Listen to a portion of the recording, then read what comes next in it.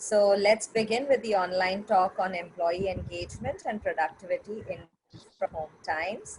On behalf of the IMC Chamber of Commerce and Industry, I would like to extend a very warm welcome to all our participants, dignitaries, and our esteemed speaker, Srimati Anita Ramchandran, founder and CEO, Cerebris Consultants Private Limited, for sparing her valuable time for the members of IMC.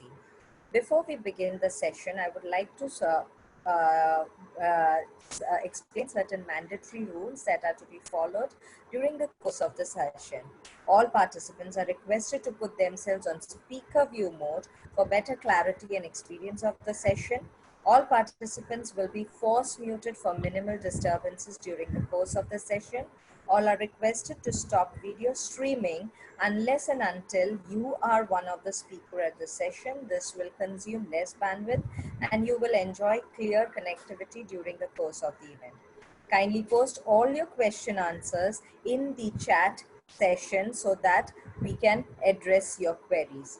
The event flow comprises of welcome address, which will be followed by the keynote speaker address, followed by Q&A, and finally, we will be concluding with the vote of thanks. Now, please excuse me for a moment to set up the controls.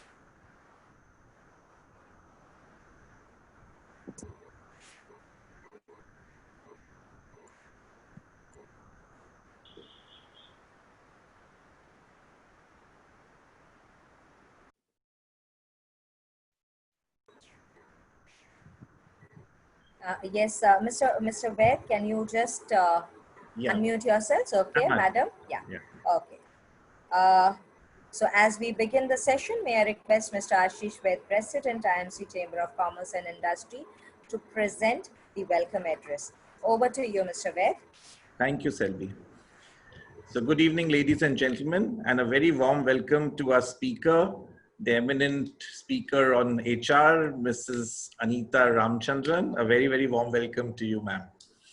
IMC Chamber of Commerce and Industry has been striving during these pandemic times to cater to the concerns of its members and associated bodies in guiding and supporting them towards managing various issues related to the lockdown. Being a 113-year-old chamber, it is our duty to enlighten and support our members as best as possible by bringing together some excellent events comprising of expert speakers, panel discussions, seminars, etc., which would address their concerns and direct them in running their business in these unprecedented tough times. Running businesses ultimately is all about employee engagement and smart ethical business activities to satisfy and give back to society and contribute in the economic development of our country.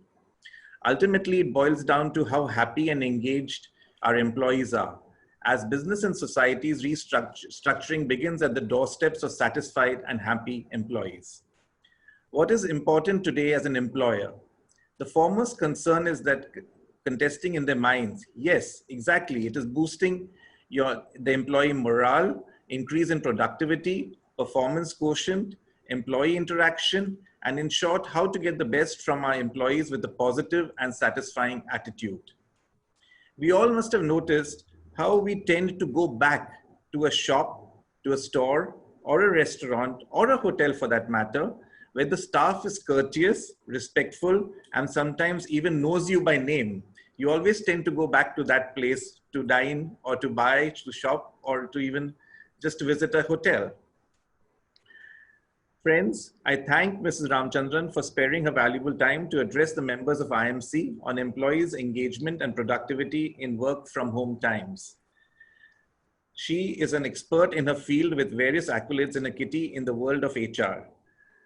Anita Ramchandran is a well-known HR expert in the country and has over 35 years experience as a management consultant.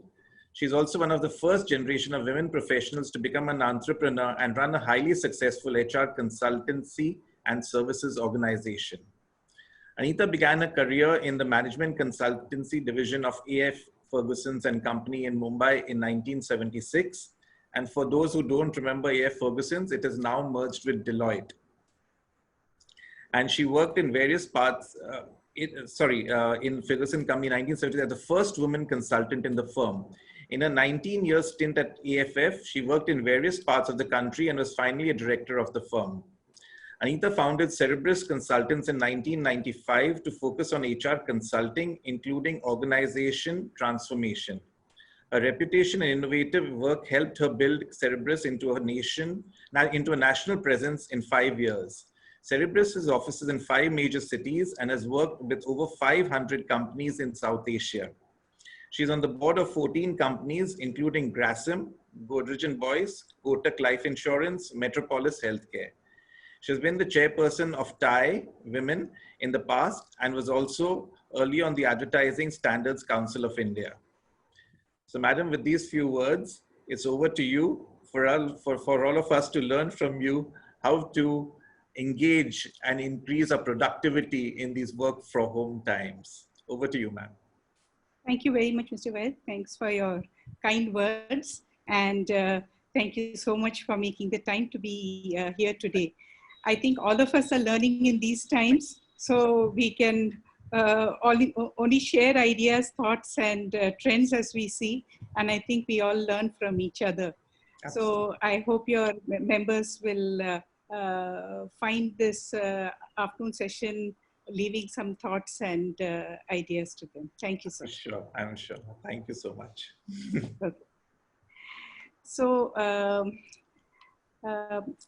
I'm very happy to have the opportunity to present today to the IMC forum. And I've tried to, keep my sort of presentation and talk to about 45 minutes so that we have at least 10-15 minutes in the end to take a few questions. And as I told Mr. Vaid, we are all learning. We are all experiencing this for the first time in our life. And therefore, we are all trying to leverage our experiences to understand this new world. So let me,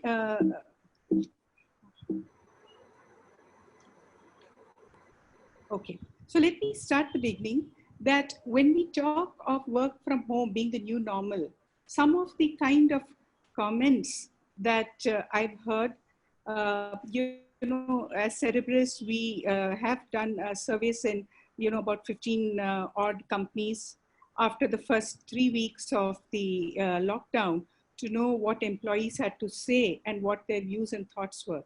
So some of the thoughts that we have one set of people saying that, hey, this is great. There's no commute, no dressing up.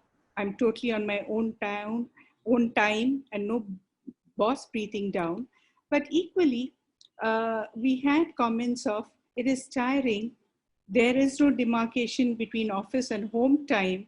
And so now with both converging, it's really difficult to find own time and space. Others that it is boring. I miss my friends in the office. It's really tiring to be watching screen the whole day. And others just saying that it's very difficult to manage my team. I cannot actually engage and guide them. And I don't have a sense of personal relationship. This is just to tell you that we have seen that there's an entire spectrum of views on work from home. And all of us today have to engage with really a multi-generational workforce. Some of our findings and many other findings that have, and many other studies that have been done on this work from home situation is that there is a mixed reaction even from the younger generation, which is a large part of the workforce in India, because social interaction is very important to people. And many times the peer interaction and peer togetherness is a very important part of their lives. So while personal time, no commuting is important, there is this conflict of balancing this need for social interaction. I think women with children have tended to prefer work from home, but have also found it challenging to manage both roles at the same place without boundaries. And of course, there are many of the older generation who are more comfortable with conventional ways of working. So we, as HR folks and as leaders, have to think, how do we manage the spectrum of views and the spectrum of expectations and needs to still have an engaged and motivated workforce. I'm going to switch gears to talk a little bit about, what has this entire phase from the lockdown been, and how have we seen various things evolve, just to build on really what does this challenge of engaging and managing employee productivity mean in a really changing time. And it's very important to understand that we were forced into work from home because of COVID. And because of this, the context of how we've got into work from home also has a relevance to how employees are reacting at the moment to the work from home. So if I look at it, there are going to be three phases in this entire journey of work from home. The first was, of course, when we immediately went into sudden lockdown and we got into a phase of work from home for all. And the second phase, which we are just at now, which is the unlocking, where we will be in partial work from home and in a part physical mode where it is possible. And finally, what will that new normal be? And I want to talk a bit about all these three phases. And, each of this has a significance then to saying what will our future and what will that new normal be and how will we deal with it. So just to give a snapshot of the some of the points that I will be talking. As I said, I will talk about each of these phases. I just want to say that in the first phase, when we were all in lockdown, I think the focus of all of management and especially our HR folks initially was dealing with just the infrastructure challenge of getting, maybe laptops, maybe bandwidth, so on, organized for employees. Thereafter, planning and executing on the priorities that business needed immediately as the lockdown got in place. It affected different industries differently. And then the focus was on trying to get leaders to allocate, manage work, and also very important to manage employee fears. And I will talk more on that. In the second phase, which we are into now, the issue of managing employee costs and productivity, thinking about performance, thinking of how to align teams is really what we are all thinking of now. And I think the future, which we will soon come into shortly, will really be about thinking what are those HR policies we are going to have to redesign, and how are we going to be thinking about career models, about competency models, and rethinking our leadership models. 40 minutes is too short a session to cover any of these topics in depth. So I'm going to skim a little, but I want to leave you with some thoughts, which I hope all of you are able to, build on in your own workplaces. So starting with phase one, all of us know that work from home had quite a lot of hiccups because we were not all of us ready at our homes to really work in a situation where there was enough bandwidth, where both companies were able to address issues on security, confidentiality risks. So it was not possible that the infrastructure was totally geared for work from home. See, going forward, we will have a lot more time to plan this and probably address this issue. But in the first jerk in March, April, this was a serious issue.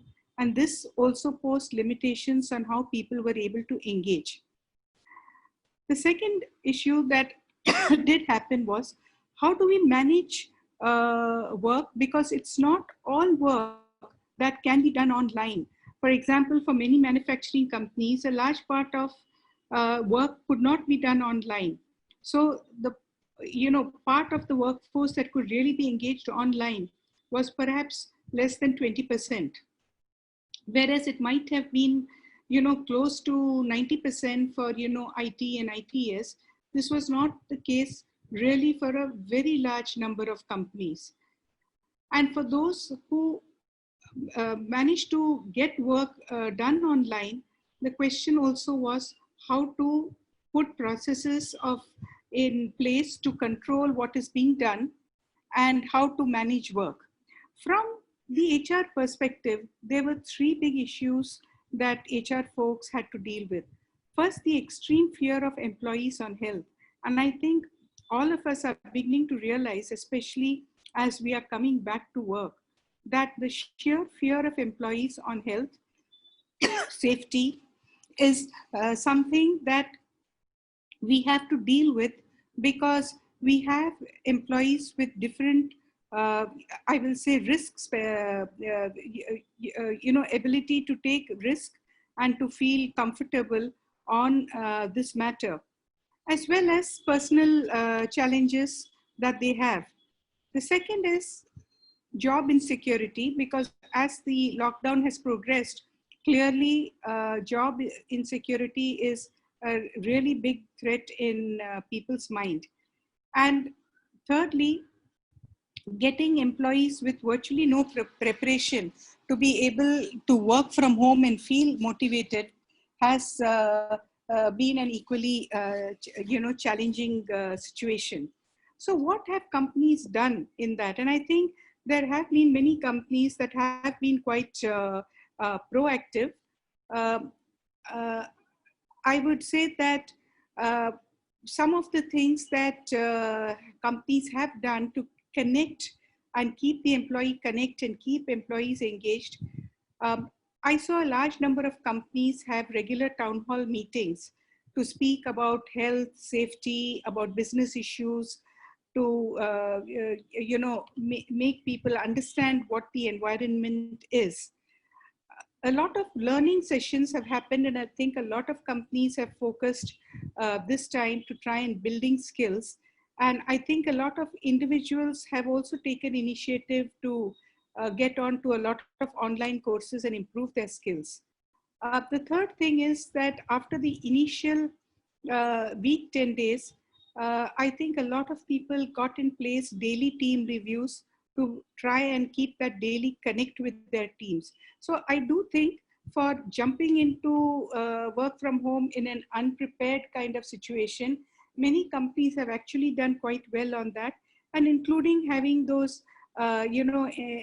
employee engagement ones, like having quizzes, employee video performances, engaging their families. I think I've seen a lot of wonderful work done by companies to do that. So I think the sense of community within a company, many of them have been able to create. But the challenges that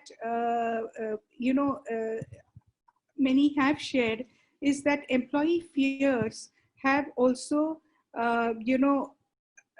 not enabled them to begin thinking constructively. Many of them have worried about their families, about if they have been people far from home, about getting back home, and therefore a lot of concerns on those areas have made people not being able to give their best to their work. The other thing has been that the lack of structure of work timings, how to work from home, and to deal with a lot of home chores, which many have had to do with no help from home, has also been genuinely difficult for employees to manage work in a structured manner.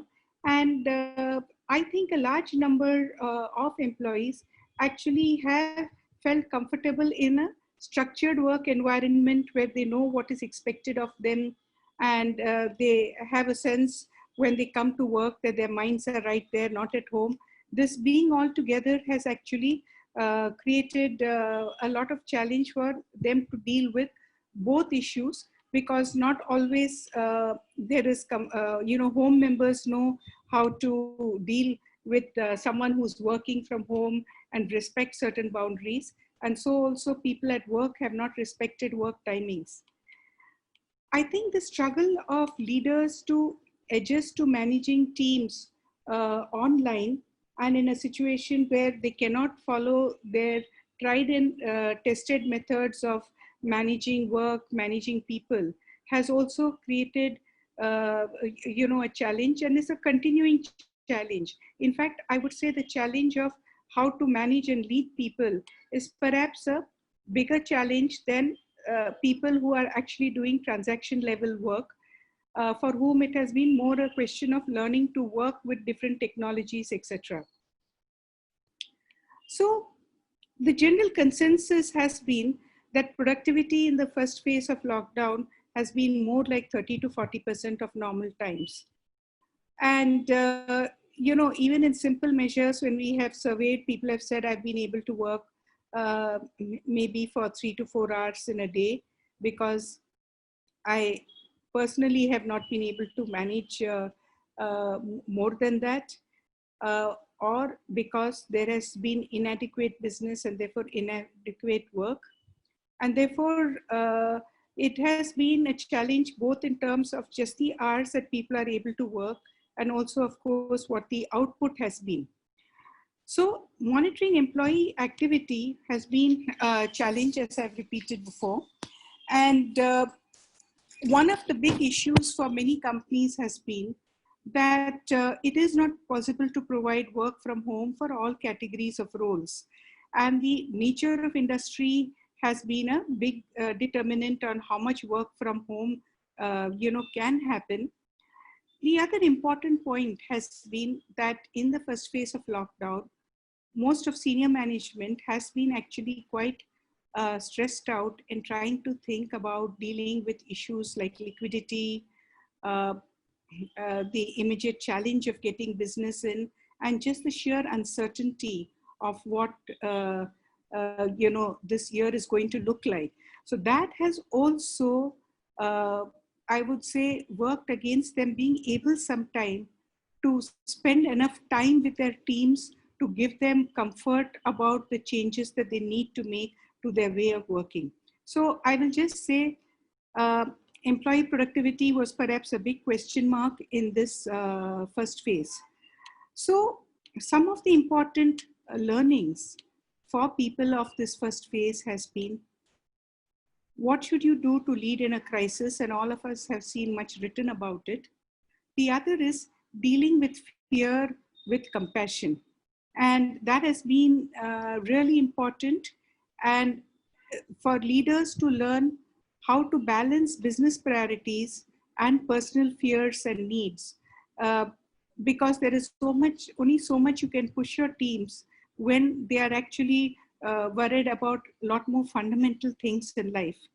And of course, for many, businesses, even very successful businesses, it has been getting back to the core of what business metrics to monitor, which is fundamentally cash. And people have understood that how important, immediate cash, liquidity, and the importance of having the security of that is for the business and for the people around them. And this has been a big shift in mind from a time when people have probably chased aggressive growth targets and have thought, what is a new horizon, to just get back to, I will say, really the basics. From there, I would like to move to say, to talk about how does this phase that we are in now, as we are unlocking, look at. I think the first reality is that COVID is here to stay, and work from home may also be something that is here to stay, because it might repeat during the year. We don't know. So in this context, the current environment is also really an important, the business environment is also an important challenge. See, preparing for a new business reality where we are thinking that nearly in every industry, revenues and profits will drop. It is only how much will it drop? That puts a very different spin to the kind of expectations that you have from people, and what in fact you can end up, what's the mindset in which you want people to work with. Because from, chasing growth and, maybe new markets, new products, we are saying, how can we be more efficient? How can we save costs? The second thing is employee cost has suddenly become a major focus, even in industries where the overall employee cost percentage may not have been high. And of course, all industries with large employee costs, it has been the immediate focus. And clearly the signal is that the more the variable pay and the more we have to pay only uh, if business is there, it would be better, which is of course very disturbing for employees. The other realization, of course, is saving real estate costs is a big driver. And therefore, this is the occasion to really try to drive work from home from the point of view of savings and cost itself. But clearly, the need to manage work from home to get employee productivity rather than what we have seen in the first phase, as I talked to you, of only 30–40% is very important. And also, the more variable pay you have, it becomes even more important to see that you are able to, measure and monitor performance to be able to give that variable pay, or to be very clear on the parameters on which you will give variable pay. Because remember, employee engagement, finally, without the basics of security of a job, basics of having, I will say, a comfortable salary and comfort on your salary, it's very difficult to have engagement without those basics being there. And therefore, while we may speak on engagement on very many planes, it's very important to remember that this reality is something we have to address if we want employees to really feel engaged. So I want to talk about that cost, employee cost management, only because, as I said, that this is an important point for employees to really begin to feel engaged. Obviously, every industry is looking at restructuring at this point in time. And I think this is something that is really going to continue for the next 6 months at least. In industries like retail, real estate, hospitality, financial services, professional services firm, this is very pronounced because obviously employee cost is a major element of cost. And also there's a direct linkage between what's the business you get in, what is the productivity you can get from people. And therefore there is clearly a great focus on this. And the general approach today is to think that business this year might be only 50–60% what is normal. And therefore I need to think what is the staff I need to manage that volume of business. And I think I see a very clear focus in many of these industries that I have mentioned, that there's a clear thinking in that direction. So what are companies doing? Obviously, they're looking at alternate approaches to employment. And the first thing is, okay, which roles can be rehired easily and where can I save costs?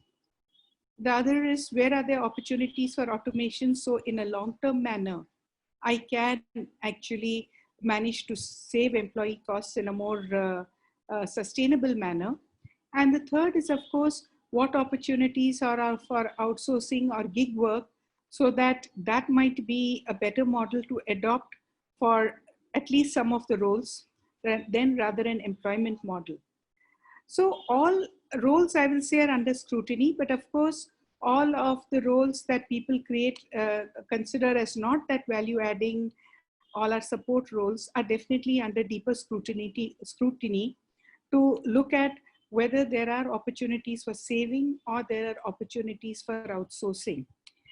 And I would just mention that one of the important things as we think about the new models of work is that a lot of our historical concepts of the spans of control people can manage, etc., is going to change a lot, which also means that number of our typical pyramids, matrix of supervision is going to change a lot, and that itself is going to end up making a change in the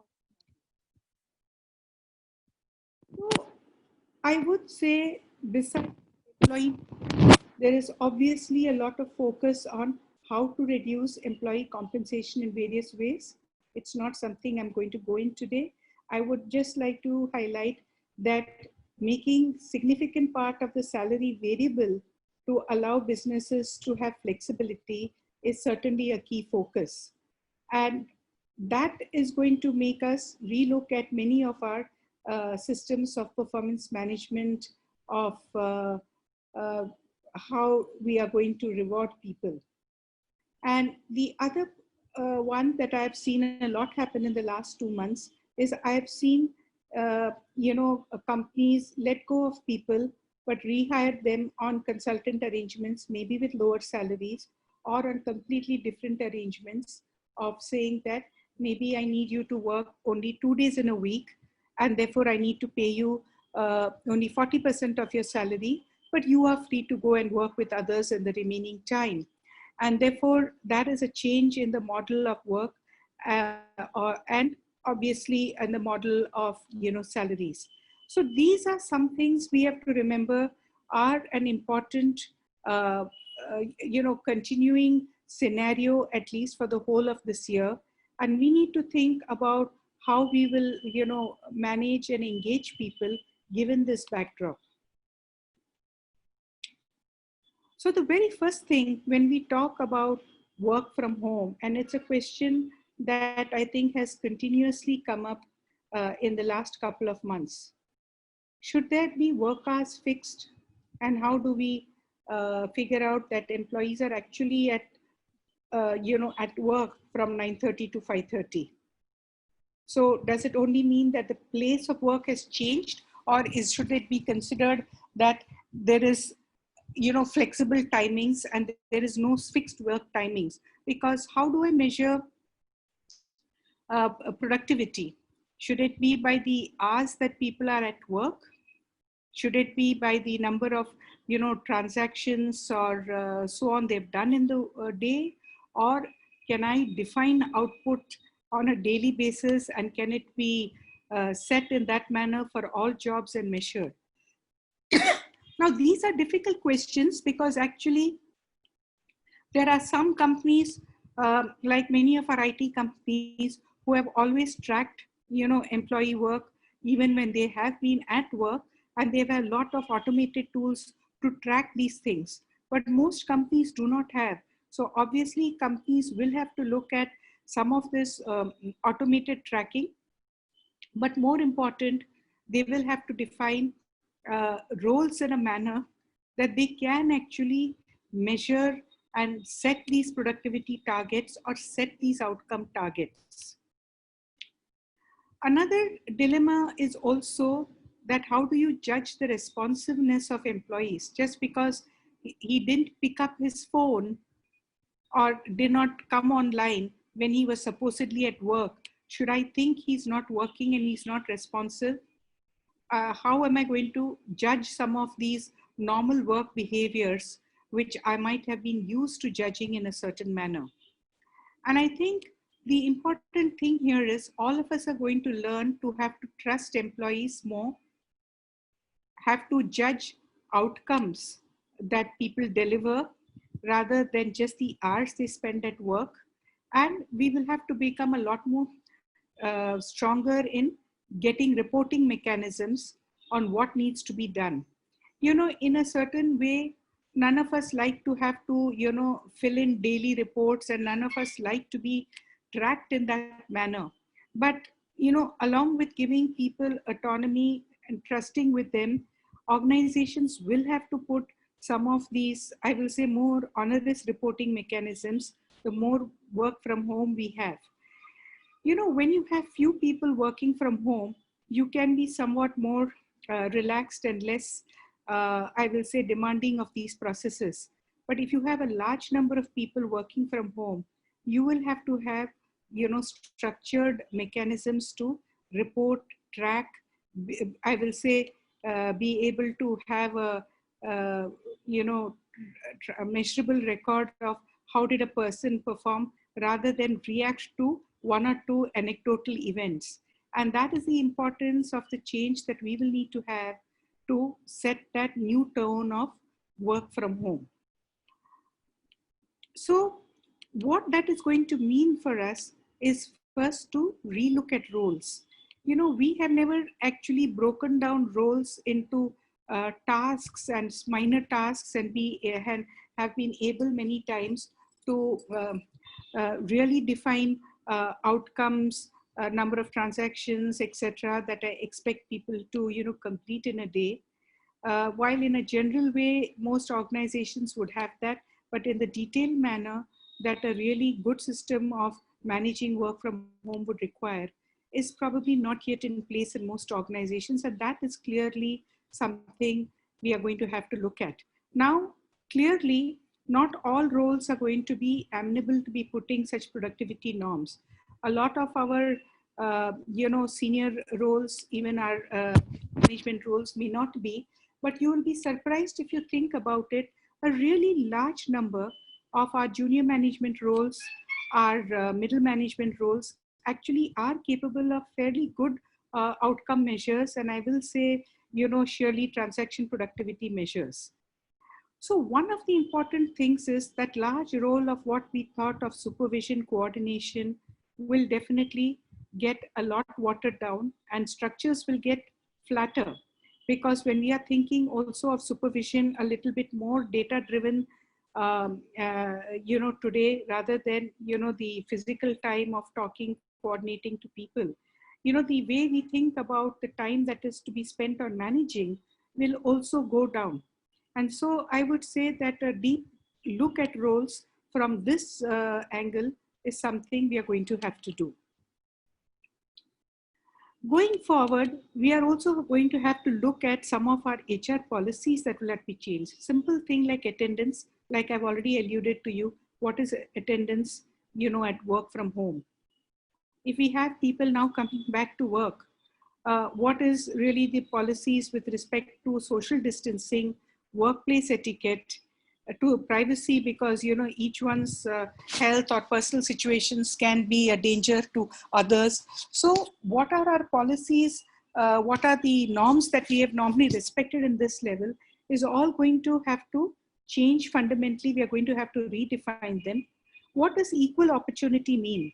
Because we are going to have people who are going to be able to work from home because they have got the infrastructure facilities, and some who may have not enough spaces, not enough bandwidth, not able to work then. So are they going to have an equal opportunity to work or not? If I'm going to opt to work from home, does it mean I'm going to be ruled out of certain types of roles and certain types of responsibilities? So what is that meaning of equal opportunity is also something we would really have to think about. And finally, a lot of companies have asked me this question: do you think we should be paying equal salaries even if people work from home as coming from office? And it's so double-edged, because obviously we would like to think that wherever people work from, if they're delivering the same, they should be paid the same. But sometimes you might think that when people come to work, there is so much more in terms of the infrastructure, etc., that it costs me. And so it's double-edged. You can think about these both ways. But I just want to mention that there's really a deep discussion on, should people who want to work from home be paid the same as people who are willing to come to work? Because those who work from home may not be able to do all the roles that we may feel that people should do, because their mobility may be limited, their ability to engage with external may be limited. And therefore, if I think of a career working from home, how should I think and aspire? And our HR policies, whether it is on mobility, on what kind of job rotations we need to do, etc., will really need to change, considering what is the impact from having people either necessarily or for cost reasons work from home. And this issue of saying that we should be fair and equitable is really going to be something that we as HR people are going to have to visit very often, I think, in the next few months. So let me speak a little about, performance management, one of the important topics that really is there on the table this year.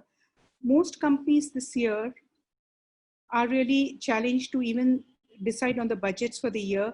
You would have found companies that have already changed their budgets 3 times since February when they started making it.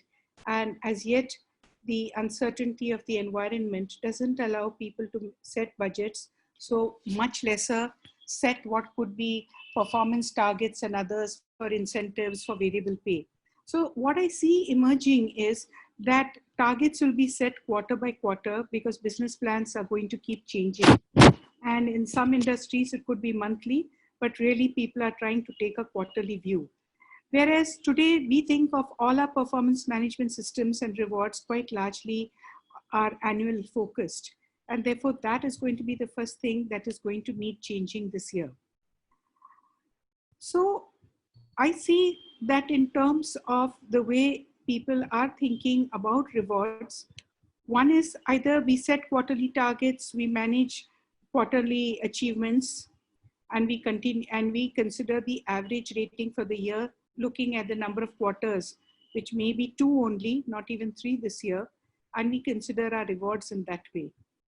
Another thought has been, should we consider performance ratings only based on competencies, especially the new ones that we are going to need now, digital ability itself being an important one, or just don't have any ratings in this year and let's just take a discretionary call end of the year.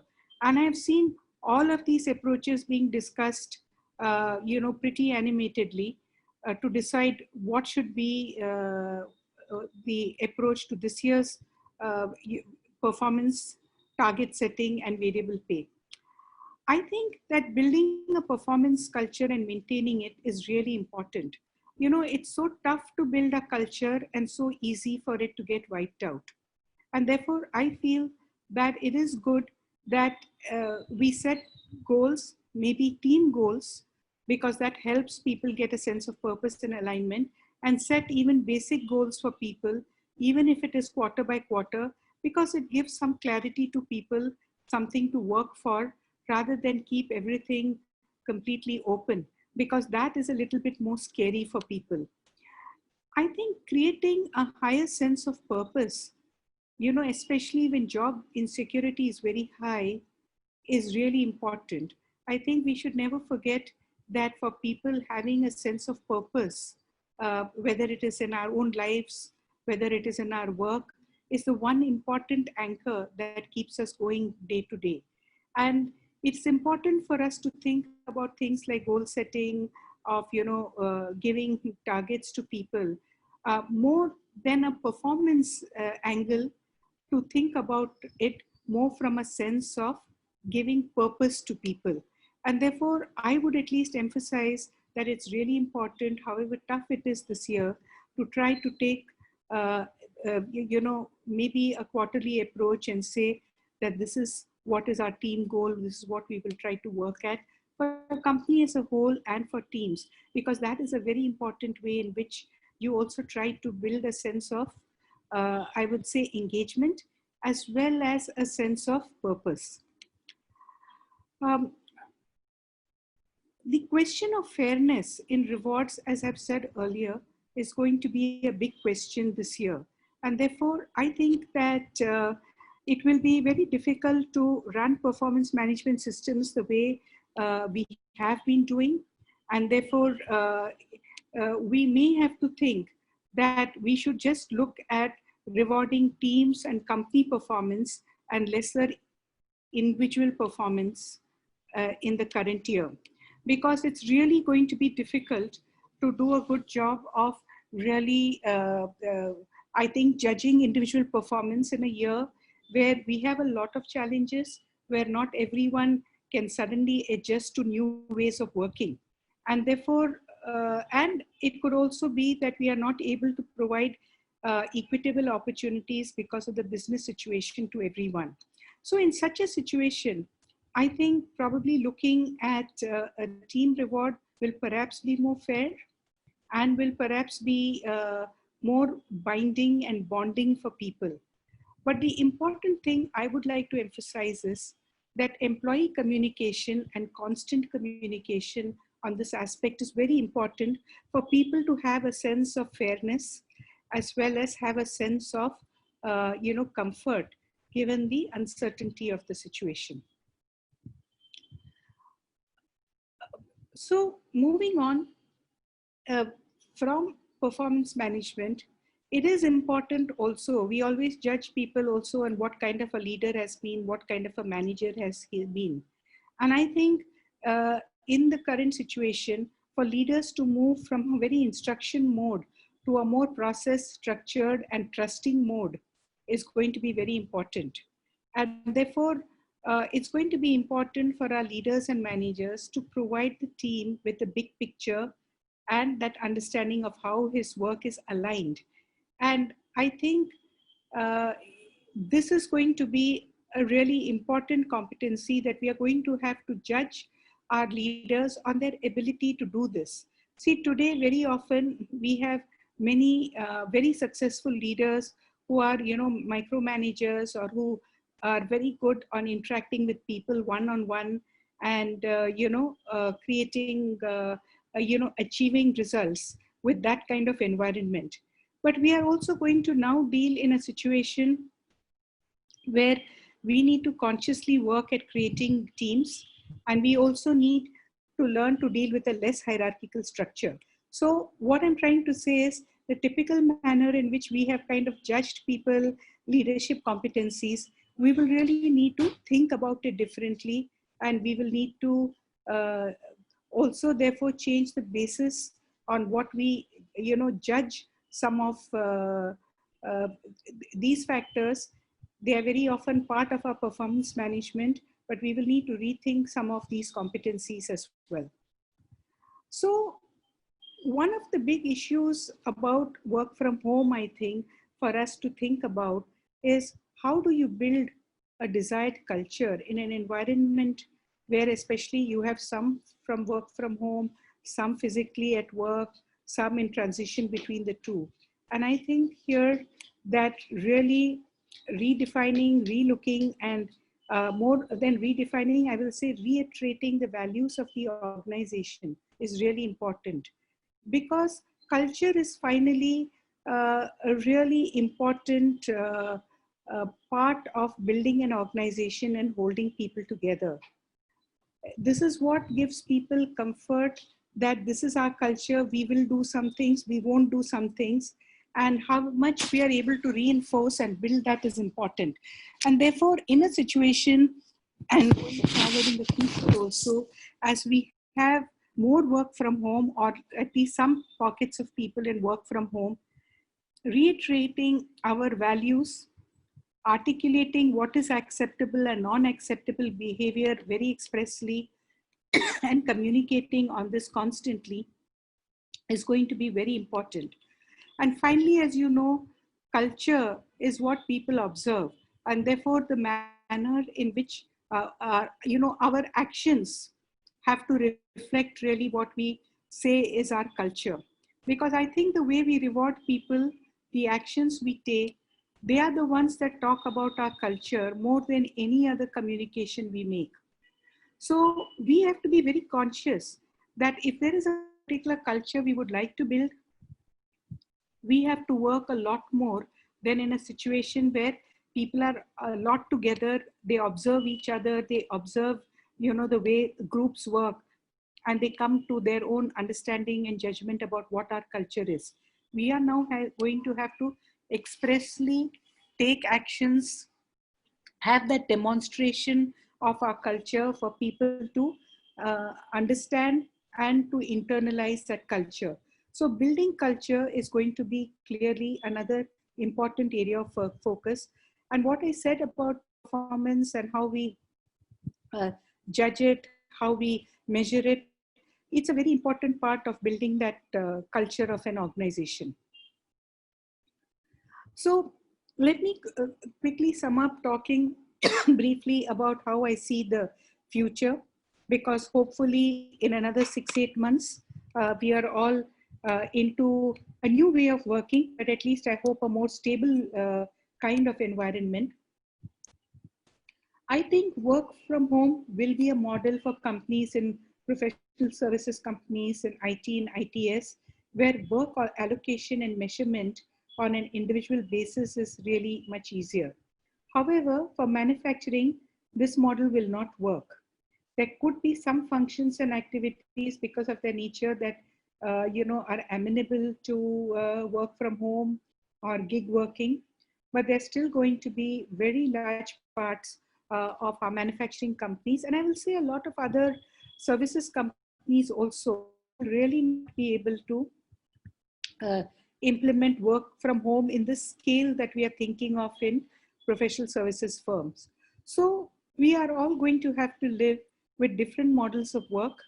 And of course, the HR practices are going to be reflective of the slants of organizations, whether they're going to have a mixed model, whether they're going to have a largely work from home model, or whether they're going to continue with the conventional model for work. Career paths, therefore, are really going to be different. The IT career paths of having generalists and specialists is going to get embraced with a large number of professional services firms. And many of the, specialist roles, individual contributor roles, they fit in well from the work from home model. And therefore, I think that managing careers will then be very much to the individual, not to the organization. It's going to be a lot of how much the individual is going to take initiatives in building his skill and competencies. But the challenge really is going to be how to develop managers and leaders, especially from those who work essentially from home. And I think that is where we will really have to redefine the competencies for managers and leaders. But I think we will also have to think, uh, you know, are we expecting something very different from our leaders in the future? And if not, uh, how would those models of developing them, be different? And I think this is especially going to be true for business roles. Support roles may evolve in a different model, since the possibility of outsourcing is a lot more in these. So clearly, as structures are flatter, many of the layers for career progression are going to diminish in time. And therefore, I think over the next 3-5 years, we are also going to begin to see and learn with more flatter structures, and hopefully lesser focus on designations, which we are all so much enamored with. And we will have to think about careers not from just the incremental changes in designations, but really from being uh, a big step, a change in the nature and role of work, and therefore the competencies. And therefore our career ladders are clearly going to be very different. I clearly see that there are going to be a lot of people who are going to remain just at the same place in a certain way in the career ladder, but doing roles that are enriching for them, enriching as specialists, and not necessarily, aspiring to manage large teams, etc. Uh, Clearly, the competencies of adaptability, agility, and learnability are going to be very important. And I would say that even for people at junior levels, the ability to staying focused and motivated, and being able to take a lot of initiatives themselves is going to be important. Today we have always thought that we have to keep providing, that motivation to employees to be engaged to work. The new world, people will have to demonstrate that they can be focused, they can be engaged no matter which place they have to work from, which means it is far more demanding on individuals than what it has been in the past. And the need for each one to take hold of his own career and develop competencies that are going to be relevant for that big step jump up is going to be really much higher than what it has been thus far. So I would like to conclude by saying that we are going to have many different work models, and clearly therefore different work norms and HR policies. But at the heart of it, we also need to think, what is the purpose of work for individuals? See, I think employee engagement is finally about creating purpose and hope for people. And it's very important as we redesign our work, as we think about what we measure, what we reward, that we never forget that we must first give people a sense of higher purpose, of meaning to their work and hope. And in today's challenged, environment, I think this is the most important thing, to finally get people engaged, motivated, and have a sense of hope of a better tomorrow. Thank you. Thank you, ma'am.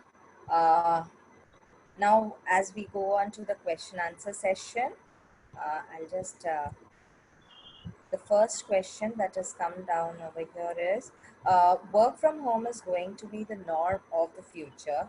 Employees are satisfied, work from home. How do you manage work at etiquette, culture, and efficiency? Well, I think a lot of what I spoke was Yeah. really, on that. I think, uh, as I will repeat, that you have to set, measurable targets for people if you want to measure efficiency, which means you have to relook at roles, you have to set those goals in a task oriented manner for people, especially at junior levels. And we will have to become somewhat numeric in our expectations on output. That is the first basic minimum towards efficiency. Culture, as I said, is a continuous work. It's our many actions that we take in everything that we do. And I think our managers and leaders will actually have to role model that to get the kind of culture that we expect. Okay. Uh, the next question is, how do we disburse team rewards in a work from home culture? Please do share some ideas in restructuring when we downsize. How do we treat the outgoing employee? Layoff, terminate, or suspend? Okay. So there are two different questions here. Yeah. Uh, so the first question about team rewards. See, as I've said, that you should set team goals, and when I say team goals, I will say it at two level. See, there are some company-wide goals which I think in this year we do need to make all employees engage and understand that the company has to uh, have some threshold level of business and performance. It may not be in profits this year, it may be in revenue targets, but we need to set that, even as I said, though it's hard, but I think the second half of the year, most companies will. And I think that some of the team reward has to be based on that company performance. The second part is setting maybe functional small team goals. And I think depending how the organization is structured, you can set goals. It can be for a function as a whole, it can be for a branch as a whole. It depends the way your structure is. And you need to give some portion of rewards based on what that has been done. I think especially the team goals can be set quarter by quarter this year, and rewarded in that manner. As I've said earlier, many companies are looking to make and carve out a part of their fixed pay into variable pay. And they may not call it a reduction in salary, but it is only carving out a part into variable pay. And therefore, you do want people to earn that variable pay. And therefore, this could be a way in which you can think about it. Uh, I have seen companies do this successfully before also on team goals. And I think that in today, there is really a lot of opportunity to do that. So one thing I want to really mention here is you have to change thinking from our conventional metrics, which have all been very financial. You may want to look at some strong operation metrics this time in setting team goals, and not necessarily financial metrics, because we know the financial metrics may be harder this year. But I think some of the operational metrics is something we should, clearly think about. To your next question, which is really about this whole issue of restructuring, which I didn't really touch on. Um, I think, are you going to lay off? Are you going to do furlough? Are you going to let people go? The important first question is, are you looking for a short-term reduction in your employee cost, or are you thinking a more permanent reduction in your employee cost? The reason why I'm saying this is, see, for a number of reasons, we know that business this year may be 50%, but I've got people, talent who I think that in a normal time, I would not want to lose, I would like them to have. Then that's clearly a situation in which you should probably be giving furlough to people, to tell them that you have to take leave without pay for some months, and business will come back and we need you. So you have comfort that your job is still there, and that's a furlough situation. In a certain way, layoff of employees is also, that kind of situation where, for example, your retail stores are closed. You think it will open up after 2-3 months. So, maybe I'm doing a temporary layoff and, I will rehire thereafter. But, there are many companies who see that the, business might be in a downturn for more than a year. And in that case, then you will go for a slightly more permanent solution of letting people go. So, how generous should you be now in letting the people go? As I've said, we do need to think about compassion, but today we will have to balance it with the challenging situation that organizations find themselves in terms of liquidity and profitability. So I think how strong is the company's balance sheet is going to determine how compassionate you're going to be. Thank you, ma'am. The next question is, how about upgrading the skill of work from home environment? If employees don't think of work from home as a skill to learn, they won't actively take steps to improve day by day. What right guidance can senior managers provide so that employees make the most of their remote environment and not become disconnected? Please do share some views on this. So I think work from home, three basic skills. Obviously, first is, I will say, basic level of digital knowledge. I find that people still have difficulty in figuring out how to connect, how to screen share, how to handle basic etiquettes.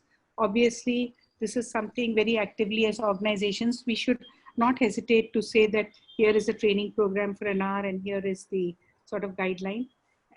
This is definitely one thing. I said to you, the second very important competency is you have to be self-motivated and self-focused. And I think people have to really be told that, because we have been used in our cultures to being instructed a lot and spoon-fed a lot. Now, in a work from home culture, that can't really happen the same way it happens in a workplace. So this is something I think individually people have to, get to doing. The third one actually is that people have to learn that they have to, more proactively report to their seniors and more actively seek to engage with their seniors. Because, as you said, you can get disconnected very easily because you're waiting for your boss to call you. Your boss may be having to call 10 people and may not be finding time for you. So one way is you have to become smarter by engaging, more on mail writing, updates, and so on. And I do find that, basic mail writing skills is something we may really have to teach people because not everyone is good at it.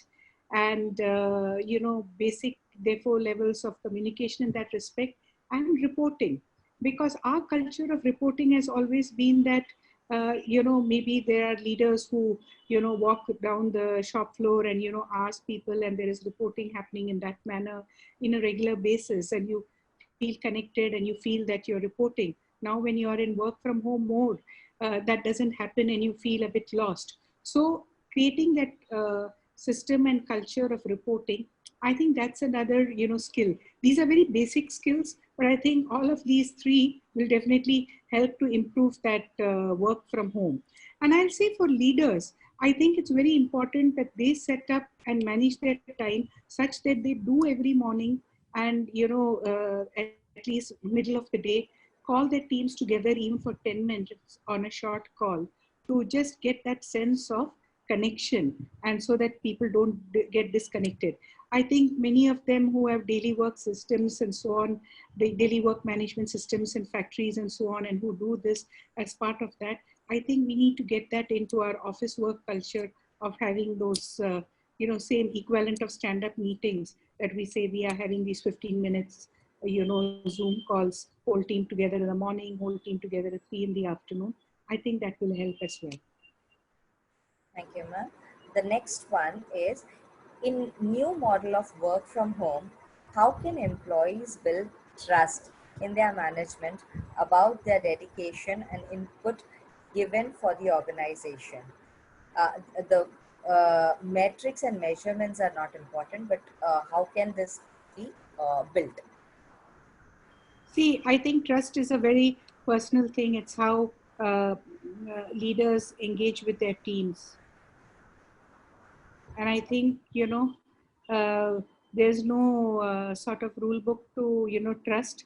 I think it's everything in the way you communicate, in the way you honor your commitments made, in the authenticity of what you speak and say, and that is the only thing that will build trust. Remember, we are living in uncertain times where people are very insecure about their jobs and they are fearful, and therefore it's very important that we are authentic in our communication, because companies are challenged many times. As leaders, you yourself don't know what is the situation.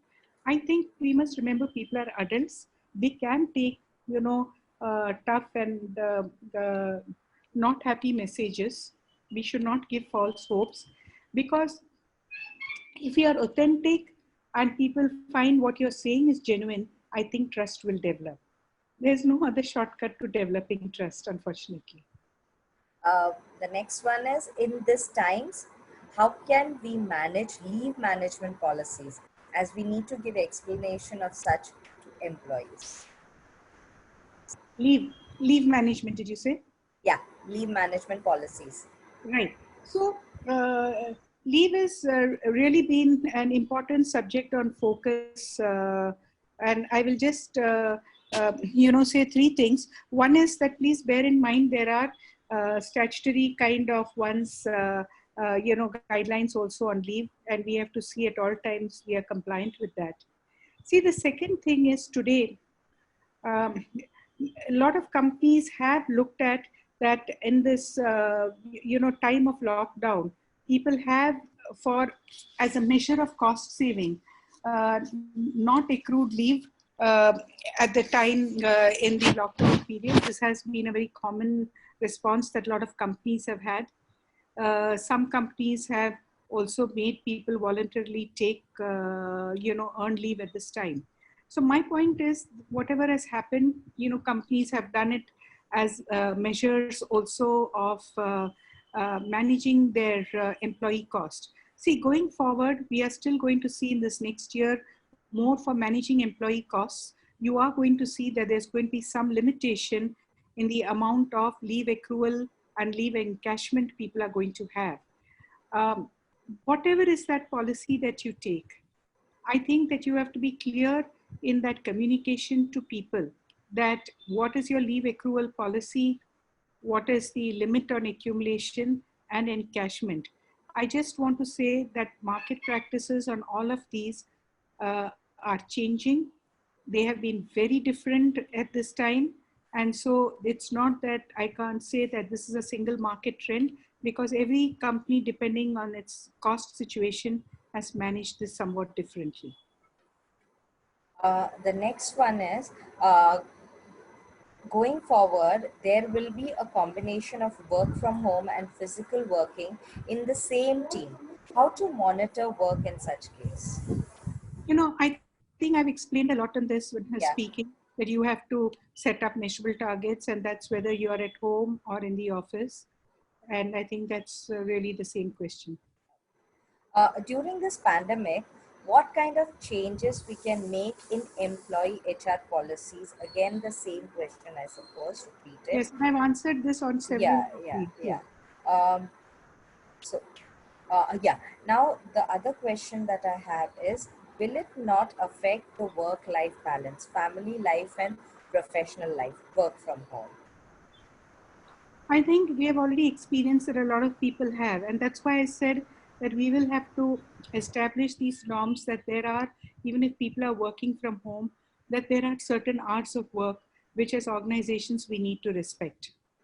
And I think here it is very important that, see, if the employees are asking for flexibility in time and I want to work on my own time, then they cannot talk about that. They will have to accept that uh, uh, that work from home is entirely output based, and then you cannot complain about hours of work. Or you have to say that no, I am respecting certain hours of work, and if I say that I'm going to be at work at 9:30 to 5:30, I will make myself available at that time. I don't think you can have the cake and eat it too. So you will have to decide. And I think that, organizations, depending on the nature of work that is being done from work from home, will have to decide that with employees. And we have to just respect those once we have said. Thank you, madam. Thank you very much for that insightful presentation. Now, as we come to the conclusion of the session, may I request Ms. Jankana Desai, Chairperson IMC Digital Technology Committee, to conclude the session by presenting the vote of thanks. Over to you, Jankana. JD, just a minute. I'll just unmute you.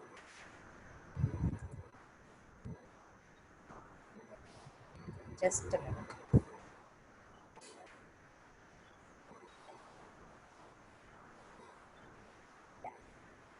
Yeah, I have unmuted you. From your end now, you just have to unmute yourself. Jankana? Hello? Selby, thank you. Yes. Thanks for unmuting me. So, thank you. And it was a wonderful session. I think specifically the purpose that you spoke about, I think that is a very big cue for all of us to build upon in our rightful verticals or the industries that we operate in. It's my privilege today to propose this vote of thanks to Mrs. Anita Ramchandran for this very interesting and insightful awareness talk. I'm also very thankful to you for sharing your extensive domain expertise in the field of HR that you have acquired over these years and through working extensively with a large gamut of companies, and for attempting to unravel the complexities of work from home scenario, which is so new to all of us here in India. So I welcome your suggestions to overcome it, but I think I wish we should have had more time because there are so many layers to it, and we've been able to touch upon the basics, which is fantastic. On behalf of IMC Chamber of Commerce and the Digital Committee that I represent, I would like to thank you again, and to all the members and the participants who are here today participating in this talk. I hope you are all enriched with some more knowledge on this complex topic. And thank you, and bye till we meet again. Thank you once again, the organizing committee, Selvi, and your team. Thank you. Thank you, Thank you, Jan. Madam Anita. Thank you.